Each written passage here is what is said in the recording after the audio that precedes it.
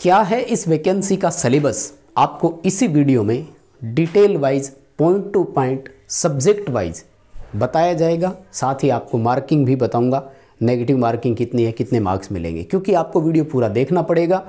हर बार हमने यही देखा है कि वीडियो में जो चीज़ें हम आपको बता रहे होते हैं वही आप कमेंट करके पूछ रहे होते हैं। तो मेरा निवेदन आपसे कि पूरा वीडियो ज़रूर देखें। नमस्कार दोस्तों, वीकेंड नॉलेज इलेक्ट्रिकल में आप सभी का स्वागत है। वैकेंसी न्यूज़ अपडेट लेकर एक बार फिर उपस्थित हूँ। जैसा कि आप बोर्ड पर देख पा रहे हैं, वही वैकेंसी जिसकी चर्चाएं हम बहुत बार कर चुके हैं, वही वैकेंसी जिसके बारे में हम आपको बता चुके हैं कि ये हर बार अलग अलग वैकेंसी करते हैं। अभी कुछ ही दिन हुए थे कि इन्होंने इस्कॉन में वैकेंसी निकाली थी, जो बर्नरगुड वाला प्लांट है, राउरकेला में आती रहती है। वैकेंसी है सेल की, steel authority of India limited इसे बोलते हैं। अदर स्टेट वाले बच्चे भर पाएंगे कि नहीं, इस पर भी मैं पूरी चर्चा करूंगा। वीडियो में एक एक पॉइंट आपसे जुड़ा हुआ होगा, आपके सारे सवालों का जवाब होगा, बस आपको पूरा वीडियो देखना है। कौन अप्लाई कर सकेगा, एज क्राइटेरिया क्या है, सिलेक्शन प्रोसेस कैसी रहेगी, सिलेबस कैसा है, पॉइंट टू पॉइंट आपको बताने वाला हूँ। चैनल से पहली बार जुड़े हैं तो सब्सक्राइब कर लीजिएगा। हम इसी तरह के अपडेट, कंटेंट और न्यूज़ नोटिफिकेशन इस चैनल पर आपको प्रोवाइड करवाते हैं। चैनल आपके लिए बहुत सपोर्टिव रहेगा। आइए वैकेंसी पर एक नज़र डालते हैं। मुझे लगता है इंट्रोडक्शन वैकेंसी के बारे में इतना काफ़ी है। देखो, वैकेंसी आए हुए 3-4 दिन हो गए। नोटिफिकेशन 3 जनवरी का है। आप कहो तो मैं थोड़ा सा इसे अंदर करके दिखा दूं, ज़्यादा जूम किया हुआ है तो दिख नहीं रहा होगा। ये रहा, 3 जनवरी का है। और क्रूशियल डेट क्या है, इस पर भी मैं बात करूंगा। 9 जनवरी 2024 से ऑनलाइन एप्लीकेशन स्टार्ट हो चुके हैं। सो आप इसे फॉर्म जरूर अप्लाई कीजिएगा। कहाँ की वैकेंसी है? दुर्गापुर स्टील प्लांट के लिए है, डीएसपी बोलते हैं अपन इसको। और दुर्गापुर के अलावा एलोय स्टील प्लांट में भी पोस्टिंग आपको मिल सकती है, यानी डीएसपी और एएसपी दोनों जगह पोस्टिंग आपको मिलेगी। रेगुलर वैकेंसी है, ध्यान रखिएगा। और जैसा कि आप जानते हैं कि ये सेंट्रल गवर्नमेंट का पीएसयू है, या यूँ कहें कि महारत्न है, तो इसमें पूरे भारत से कोई भी बच्चा अप्लाई कर सकता है। फर्स्ट ऑफ ऑल मैं आपको ये बता देता हूँ, यानी अदर स्टेट का इसमें कोई इशू नहीं है। आप भर सकेंगे और उस कैटेगरी में भरेंगे जो सेंट्रल गवर्नमेंट में आता है। रिजर्वेशन की मैं यहाँ पर बात कर रहा हूँ। अगर आप केंद्र सरकार में ओबीसी में आते हैं, केंद्र सरकार में आप एससी कैटेगरी में आते हैं, तो आप उसी कैटेगरी में भरें। स्टेट कोटा यहाँ लागू नहीं होगा, ये ध्यान रखें। जैसे मैं कुछ बता देता हूँ, स्टेट में कुछ ओबीसी में होते हैं, लेकिन केंद्र सरकार उनको अनरिजर्व कैटेगरी में मानती है, जनरल कैटेगरी में, तो आप अनरिजर्व कैटेगरी में ही वहाँ अप्लाई करेंगे। इतना सा मैं आपको बताना चाह रहा था। यहाँ पर काफ़ी सारी वैकेंसी है, डिग्री, डिप्लोमा, आईटीआई सब के लिए है। तो हम आईटीआई वाले बच्चों के लिए बात करेंगे। पूरी डिटेल आपको मैं ले चलता हूँ। ये है 2 जो डिप्लोमा और आईटीआई वाले बच्चों के लिए रहता है। मुझे लगता नहीं कि जूम करने की ज़रूरत है क्या, नहीं तो एक एक करके आपको पहले मैं डिटेल ही दिखा देता हूँ। ये लो, सबसे पहला देखो, हम इसे एसीटी बोलते हैं, सब बच्चों को पता है। हर बार वैकेंसी आती है, इसी पोस्ट से आती है, इसी नाम से आती है। अटेंडेड कम टेक्नीशियन ट्रेनी बोला जाता है। सिलेक्शन ग्रेड 1 आपका यहाँ पर रखा जाता है। इलेक्ट्रीशियन वालों की 10 सीटें हैं, फिटर वालों की 15 और मशीनिस्ट की यहाँ पर 10 सीटें हैं। यानी इलेक्ट्रीशियन का 10 है यहाँ पर, दोबारा सुन लीजिएगा, 10 सीटें आपको मिलेगी। सेंट्रल गवर्नमेंट के अकॉर्डिंग है। रिजर्व कैटेगरी के हिसाब से इसका रिजर्वेशन भी किया गया है, वो भी आपको मैं बताऊंगा किस पोस्ट की कितनी है। 5, 2, 2 और 1 ऐसे बांटा गया है, उस पर भी चर्चा कर लेंगे। पहले ज़रूरी है आपके साथ एजुकेशन क्वालिफिकेशन शेयर की जाए। एजुकेशन क्वालिफिकेशन में देखो माय डियर, स्पष्ट लिखा हुआ है matric plus full time ITI, यानी 10th पास हो और आईटीआई किया हुआ हो। किसमें? रिलेवेंट ट्रेड में, यानी इलेक्ट्रीशियन में, फिटर में और मशीनिस्ट में। ध्यान से समझिएगा, रिलेवेंट ट्रेड में आपका आईटीआई होना चाहिए, समझ गए आप। इसके अलावा देखो, इन्होंने एनसीवीटी, एससीवीटी नहीं लिखा, तो यहाँ पर NCVT, SCVT both are eligible, दोनों एलिजिबल हो, किसी को कोई इशू नहीं आएगा। हाँ, बच्चे क्या करते हैं, यहाँ मार खा जाते हैं। Only from government recognised institute, बच्चे इसको समझ लेते हैं कि ओनली फॉर गवर्नमेंट आईटीआई। ऐसा नहीं है, वो आईटीआई सरकार से अप्रूव्ड होनी चाहिए, भले आपने प्राइवेट से किया हुआ है, उसकी कोई इशू नहीं है। आइए, जो मोस्ट इम्पोर्टेंट चीज़ हमारे लिए है वो क्या है, तो वो है हमारे लिए एज का criteria. Very very important age criteria. 28 वर्ष की एज है, कहाँ से शुरुआत होगी माय डियर? 18 से 28 वर्ष की एज किसके लिए होगी माय डियर? अनरिजर्व कैटेगरी के लिए।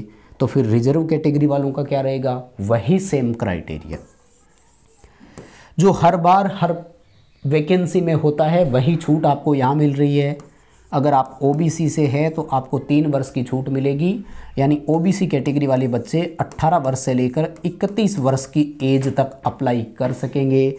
इस एज ग्रुप में आप है तो दिल खोलकर अप्लाई कीजिए और मेहनत कीजिए, ठीक है ना। हाँ, कुछ बच्चे ये ज़रूर बोलेंगे कि गुरुजी 10 सीटें आई है, क्या मेहनत करें? हाँ, वो आप अब सोच सकते हैं। आपको लगता है कि मेरा सिलेक्शन 10 सीटों पर होता है तो बात अलग है, या ये सोचते हो कि मुझे तो एक ही सीट चाहिए, मैं कंपटीशन फाइट कर सकता हूँ, मेरे अंदर इतना पोटेंशियल है, तो फिर आप फॉर्म अप्लाई कर दीजिएगा। SC ST वाले बच्चों को यहाँ पर 5 वर्ष की छूट मिलेगी, यानी 18 से 33 वर्ष की एज आपके लिए हो चुकी है। सो आप भी यहाँ अप्लाई करेंगे, कोई प्रॉब्लम आपको यहाँ पर नहीं आने वाली है, ठीक है।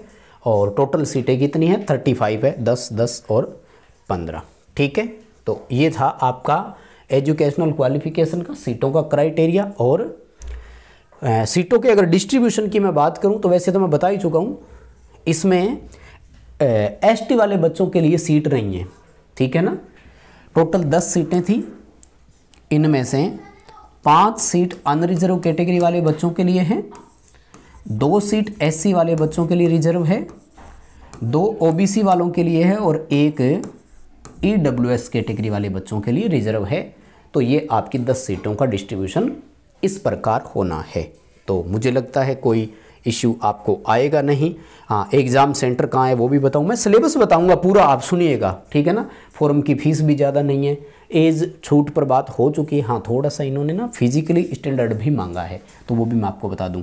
फिजिकली अगर आप मेल कैंडिडेट है तो 155 सेंटीमीटर की हाइट आपकी हो, इंजीनियरिंग कैटेगरी से जब है तो ये इलेक्ट्रिशियन वाले इंजीनियरिंग ट्रेड में ही आते हैं, और कम से कम 45 किलो का वज़न होना चाहिए। तो ये नॉर्मल एक बच्चे में होता ही है। अगर फीमेल आप है यानी लड़कियां फॉर्म भरेगी तो 143 सेंटीमीटर की हाइट और 35 किलो का वज़न उनमें होना चाहिए। तो स्टैंडर्ड फिजिकल है, ज़्यादा कोई बड़ी चीज़ इसमें है नहीं। CBT एग्ज़ाम होगा, मोड ऑफ सिलेक्शन, तो इस पर मैं बात करूँगा। और उसके बाद में स्किल टेस्ट होगा, 3 गुना स्किल टेस्ट में बुलाया जाएगा। स्किल टेस्ट की मैं आपको वो जानकारी दूंगा, साथ ही आपको मैं सिलेबस पूरा बताऊंगा पॉइंट टू पॉइंट। पहले आ जाते हैं टेस्ट सेंटर पर। एग्ज़ाम कहाँ होगा? भुवनेश्वर, हैदराबाद, हावड़ा, कोलकाता, मुंबई, नई मुंबई या थाने, इनमें से एक होगा। दिल्ली या दिल्ली NCR में से एक होगा। पटना होगा और रांची होगा। ये आपको फॉर्म भरते समय यानी फॉर्म अप्लाई करते समय सेलेक्ट करनी होगी, प्रेफरेंस देनी है कि मुझे कहाँ सेंटर चाहिए, और मोस्टली वो मिल जाएगा, तो कोई प्रॉब्लम इस बार आएगी नहीं आपको। और उसके बाद में देखिए सिलेक्शन ग्रेड बाद में बताऊंगा। 2 वर्ष का ट्रेनिंग पीरियड रहेगा, ITI वाले बच्चों के लिए मैं बात कर रहा हूँ। तो उस दौरान आपको पहले साल 12,900 रुपये और दूसरे साल 15,000 रुपये मिलेंगे।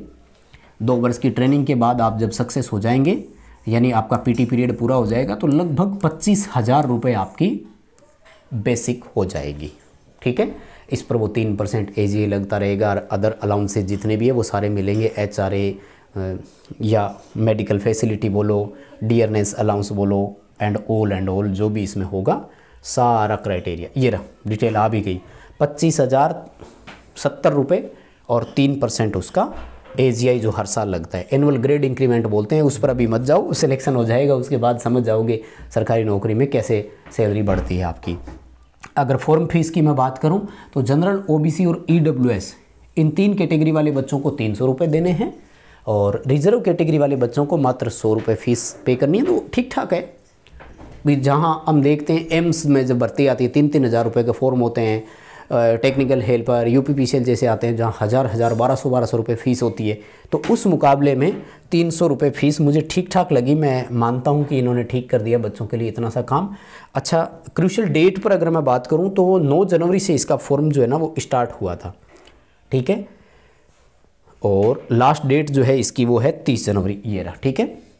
9 जनवरी 2024 से ऑनलाइन स्टार्ट हो चुका है और 30 जनवरी 2024 इसके लिए लास्ट डेट है। तो अब आ जाते हैं इसका सिलेबस कैसा है, क्या क्या पूछा जाता है। तो आइए एक नज़र सिलेबस पर मैं डलवा देता हूं आपको, सारी डिटेल आपको मैं यहाँ से बता देता हूं।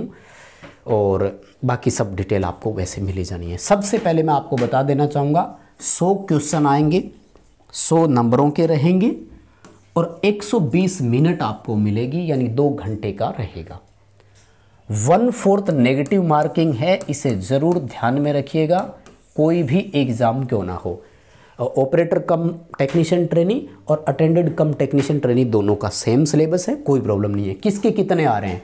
अच्छा, पहले तो ये बताऊं, देखो यही वो 5 टॉपिक है जिनको पढ़ने के लिए मैं बार बार बोलता आया हूँ, पिछले 2 साल से बोल रहा हूँ कि इन 5 कॉमन सिलेबस की तैयारी कीजिए। कोई भी एग्ज़ाम हो, बस फॉर्म भरने की देर है, सिलेक्शन श्योर है।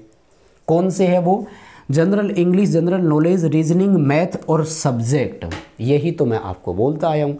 और इन्हीं सब पर आधारित टेस्ट सीरीज़ हमारे ऐप में उपलब्ध है। आप सेल की टेस्ट सीरीज ज़रूर ज्वाइन करें और अच्छे से प्रैक्टिस करें। सेल का एक पुराना पेपर हमारे पास है, उसे जल्दी ही आपको हम चैनल पर हल करवाने वाले हैं, उसके लिए चैनल सब्सक्राइब कर लीजिए। डिस्क्रिप्शन में लिंक है, ऐप डाउनलोड कीजिए और ये टेस्ट सीरीज आप जो है वो ज्वाइन कर सकते हैं। कितने क्वेश्चन आएंगे? इंग्लिश के 15 क्वेश्चन आएंगे, मतलब इन चारों पार्ट के 15-15 क्वेश्चन ही आएंगे, तो 60 क्वेश्चन हो गए। 40 क्वेश्चन आपके ट्रेड से संबंधित होंगे, यानी टोटल 100 क्वेश्चन हो गए। 1/4 नेगेटिव मार्किंग है। पेपर हिंदी और इंग्लिश दोनों भाषाओं में होगा, लेकिन याद रखिएगा जो इंग्लिश वाला होता है वो केवल इंग्लिश में ही आएगा, वो हिंदी में नहीं होता है। भाषा से संबंधित क्वेश्चन या टेस्ट हमेशा उसी भाषा में रहता है। जैसे हिंदी के क्वेश्चन आएंगे तो फिर वो हिंदी में ही होंगे, उनका इंग्लिश ट्रांसलेशन नहीं मिलेगा। इसी तरह से इंग्लिश वाले 15 क्वेश्चन केवल इंग्लिश में रहेंगे, उनका हिंदी नहीं होगा, बाकी सबका हिंदी इंग्लिश दोनों में होगा। तो ये है आपका पूरा सिलेबस। मुझे लगता है इस बार आपको वो चीज़ भी मिली है जिसको आप चाहते थे। बस इसके लिए आप वीडियो को लाइक ज़रूर करेंगे, बिना लाइक किए नहीं जाएंगे। मोटा मोटा पूरा समझ में आ गया। 1/4 नेगेटिव मार्किंग है, 100 क्वेश्चन आएंगे, 2 घंटे का समय मिलेगा। ये एक और भी अच्छी बात, यह हम यूँ कहें कि प्लस पॉइंट है, क्योंकि कोई भी एग्ज़ाम हो, जनरली हमने ये देखा है कि अगर एक क्वेश्चन को हल करने के लिए 1 मिनट से ज़्यादा समय मिलता है तो वो बहुत बढ़िया है। मोस्टली 1 मिनट से कम ही समय मिलता है। अभी जैसे देखो, दिल्ली सब स्टेशन अटेंडेंट का पेपर होना है, वहाँ 120 मिनट में 200 क्वेश्चन हल करने हैं। पावर ग्रिड टेक्नीशियन का आपका पेपर होना है, वहाँ 120 मिनट में 170 क्वेश्चन हल करने हैं। सो मुझे लगता है ये सिलेबस आपके लिए परफेक्ट है। मेहनत कीजिए और अपनी गाड़ी आगे बढ़ाइए।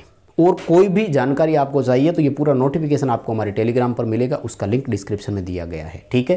तो ज़रूर आप ऐप डाउनलोड कीजिए, टेलीग्राम ज्वाइन कीजिए और हाँ, चैनल सब्सक्राइब जरूर कीजिएगा और ये वीडियो अपने दोस्तों तक पहुँचाइए ताकि जो भी एलिजिबल बच्चे हैं वो ये फॉर्म भर सकें। बहुत धन्यवाद।